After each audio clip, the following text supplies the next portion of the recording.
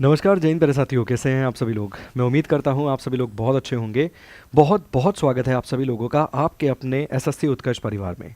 देखिए, Delhi police constable का exam अभी कंडक्ट करवाया जा रहा है, मगर विद्यार्थी के मन में एक बड़ा सवाल है कि पेपर का लेवल कैसा आ रहा है, प्रश्नों का लेवल कैसा आ रहा है।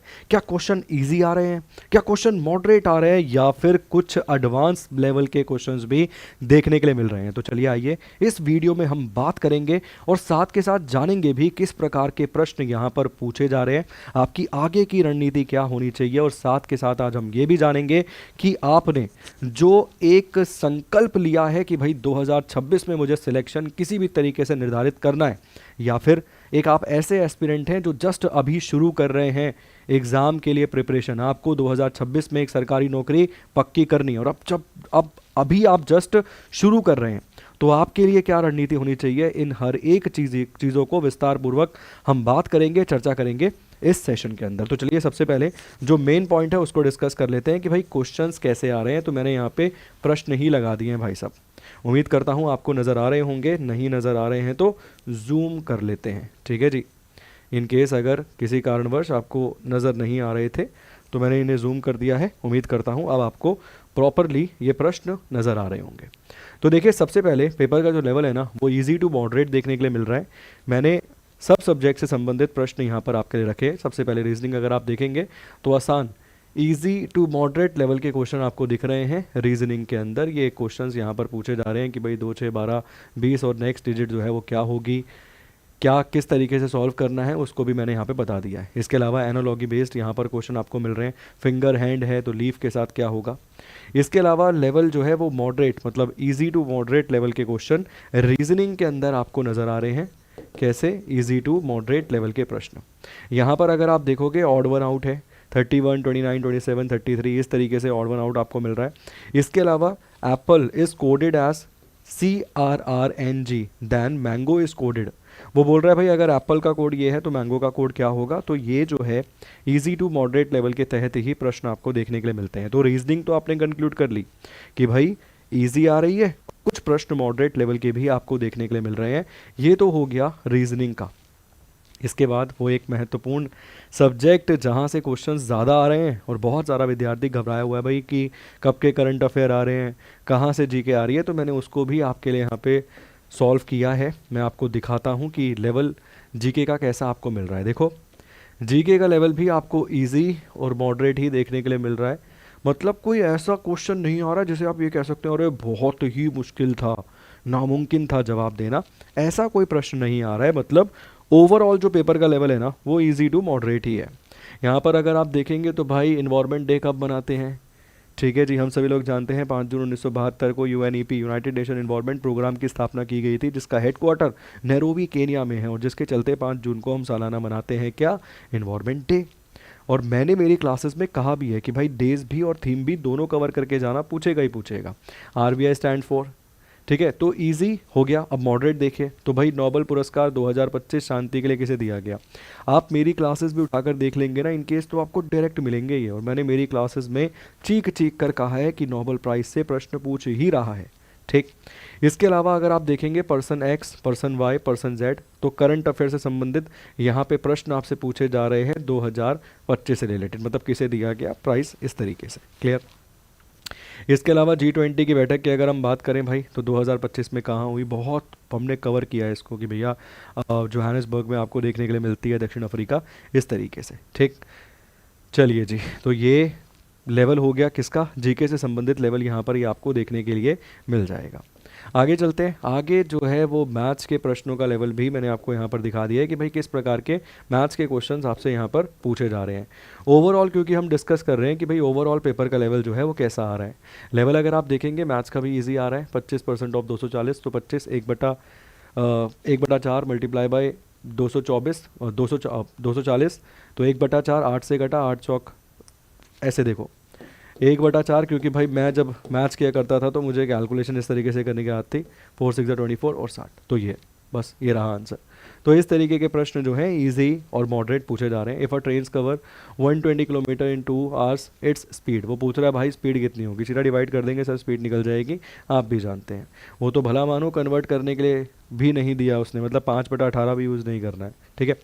इसके अलावा मॉडरेट लेवल के कुछ इस प्रकार के हैं, x+5 = 15, what do you mean by, या x जो है वो कितना होगा, ऐसे question. A basket contain 15 apples, 5 are bad, what are the percentage of good.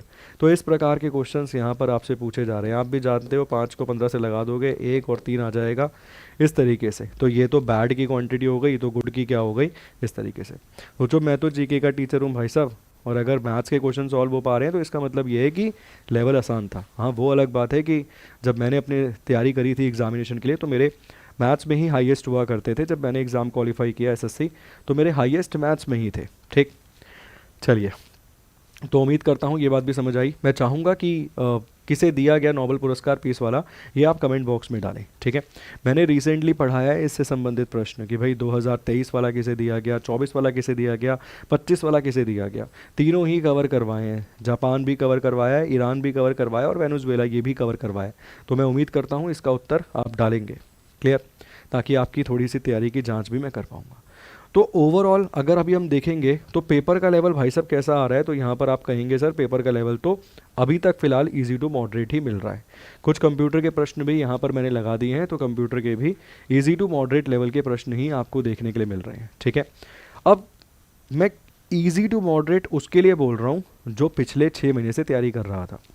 अब मैं इजी टू मॉडरेट उसके लिए बोल रहा हूँ जो डेडिकेटेड है अपने काम के प्रति। अब भैया मान लीजिए कोई विद्यार्थी तैयारी ही नहीं कर रहा, सोया हुआ है नींद में, मुझे लगता है कि वो डायरेक्ट जाएगा, पेपर देगा और एग्ज़ाम क्वालिफाई हो जाएगा। वो डेली अपने माता पिता को परेशान तो देखता है, उसको दिखता है कि भाई मेरे मम्मी पापा परेशान है, मगर उनकी परेशानी सॉल्व करने के लिए वो केवल सोने में बिलीव करता है या फिर काम चोरी में बिलीव करता है। तो उसके लिए ईजी टू मॉडरेट नहीं है। ईजी टू मॉडरेट उस विद्यार्थी के लिए है जो दिन रात मेहनत कर रहा है, दौड़ भी लगा रहा है, फिजिकल के लिए भी तैयारी कर रहा है और साथ के साथ अपना 8 घंटा 10 घंटा पढ़ाई को भी दे रहा था। उसके लिए ईजी टू मॉडरेट है सर, ठीक है। तो सबके लिए नहीं है इजी टू मॉडरेट, ये भी मैं कहूँगा।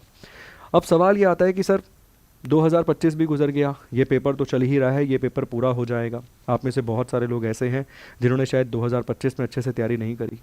कुछ ऐसे हैं जो आज पहली बार ही मेरे मतलब हमारे इस चैनल पे आए होंगे, पहली बार वीडियो देख रहे हैं और उनका भी मन में सपना है कि भाई सरकारी नौकरी उनकी भी लगे।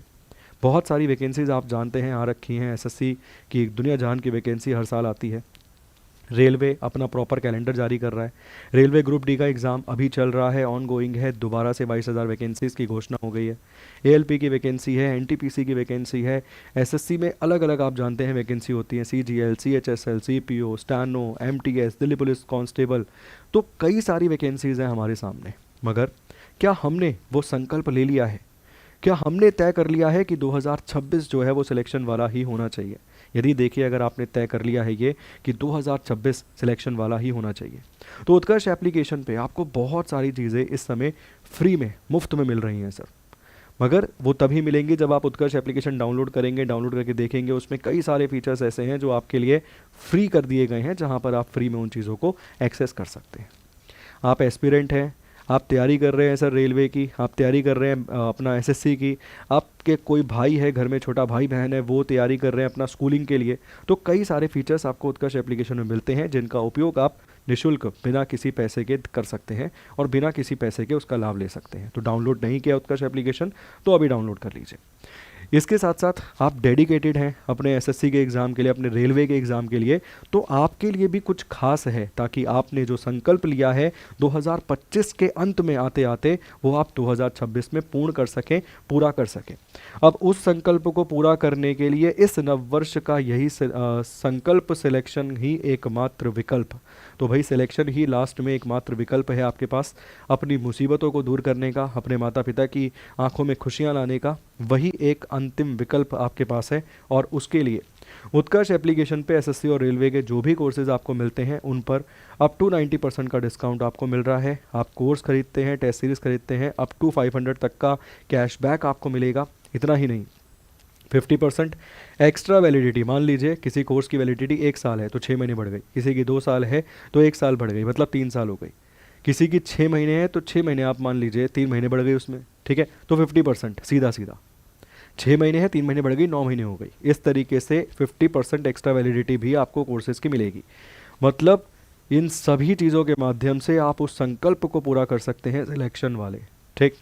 साथ के साथ अगर आपने अभी तक उत्कर्ष एप्लीकेशन से कोई कोर्स नहीं खरीदा है, पहली बार इंस्टॉल करी है, पहली बार ही हमारे चैनल पे मतलब आए हैं यहाँ पे और इंस्टॉल कर लिया है एप्लीकेशन, पहला कोई कोर्स खरीदेंगे तो आपको NY कूपन कोड यूज़ करने पर एक्स्ट्रा 10% का डिस्काउंट भी मिलेगा। और अगर आप पुराने हमारे छात्र हैं, प्रिय हमारे पहले से जुड़े हुए छात्र हैं, तो आपको भी for existing student validation extension पर बेनिफिट मिलेगा। ठीक है, तो आपके लिए भी है, मतलब सबके लिए है। ये नववर्ष खुशियों वाला है और सिलेक्शन वाला है, क्योंकि एकमात्र विकल्प वही है हमारे पास, सिलेक्शन। उम्मीद करता हूँ हर एक चीज़ आपको समझ में आई है, पेपर का लेवल कैसा आ रहा है वो आपको समझ में आया है, 2026 में आपका क्या लक्ष्य है, उस लक्ष्य को आप कैसे साकार करेंगे, वो चीज़ें भी यहाँ पर आपको अच्छी तरीके से समझ आ गई हैं। अगर किसी भी प्रकार का कोई डाउट, कोई समस्या रहती है तो प्लीज़ कमेंट बॉक्स में बताइएगा। आपका दिल्ली पुलिस का पेपर हो गया है, कैसा रहा है, कितने अटेम्प्ट किए हैं, उसे भी कमेंट बॉक्स में डालिएगा। क्या एक्यूरेसी है वो भी बताइएगा, ताकि उसको भी एनालाइज कर पाएंगे हम एक तरीके से। ठीक है, कोई आने वाले समय में पेपर है, हमसे कोई सहायता चाहिए, कोई टॉपिक अलग से पढ़ना है, तो वो भी कमेंट बॉक्स में डालिएगा। बहुत बहुत शुक्रिया, धन्यवाद, thank you so much and God bless you.